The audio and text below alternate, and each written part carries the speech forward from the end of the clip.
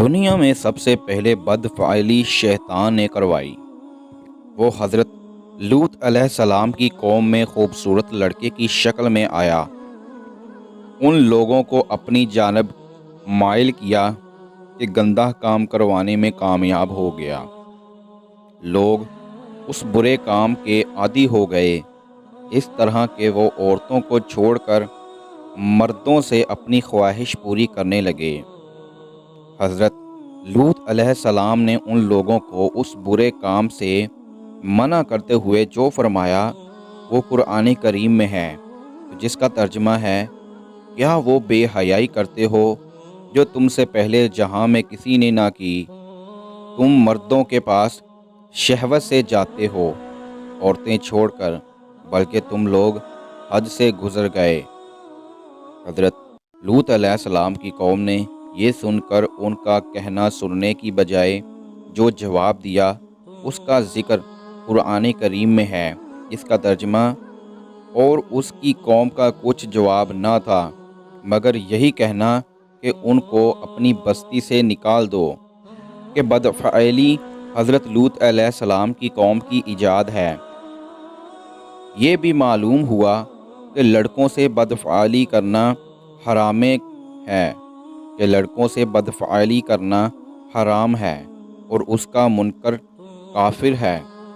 حدیث پاک میں ہے کہ حضرت عبداللہ بن عباس رضی اللہ تعالیٰ عنہ سے روایت ہے کہ پیارے آقا صلی اللہ علیہ وآلہ وسلم نے 3 بار ارشاد فرمایا کہ اس شخص پر اللہ پاک کی لعنت ہو جو قوم لوط والا عمل کرے۔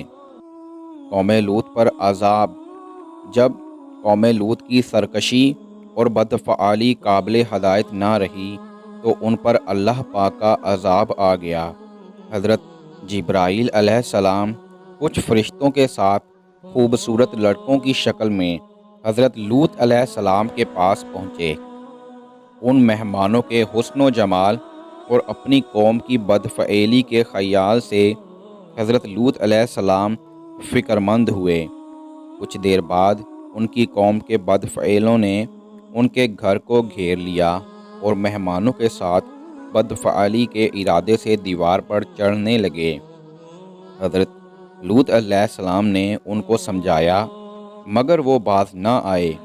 آپ علیہ السلام کو دکھی دیکھ کر حضرت جبرائیل علیہ السلام نے کہا کہ آپ فکر نہ کریں، ہم فرشتے ہیں اور ان بدکاروں پر اللہ پاک کا عذاب لے کر اترے ہیں۔ آپ اپنے اہل و عیال اور مومنین کو ساتھ لے کر صبح ہونے سے پہلے اس بستی سے نکل جائیں اور کوئی شخص پیچھے مڑ کر نہ دیکھے، ورنہ وہ بھی عذاب میں گرفتار ہو جائے گا۔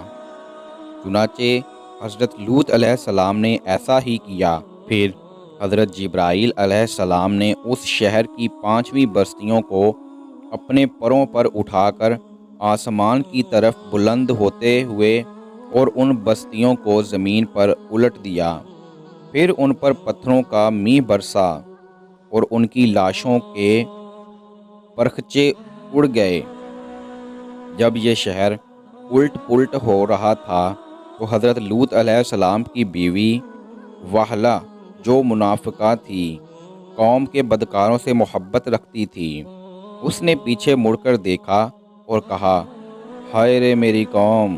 اس پر اللہ پاک کے عذاب کا پتھر گرا اور وہ بھی ہلاک ہو گئی۔ بدکار قوم پر برسائے جانے والے ہر پتھر پر اس شخص کا نام لکھا تھا جو اس پتھر سے ہلاک ہوا۔ اللہ پاک کی بارگاہ میں سب سے ناپسندیدہ گناہ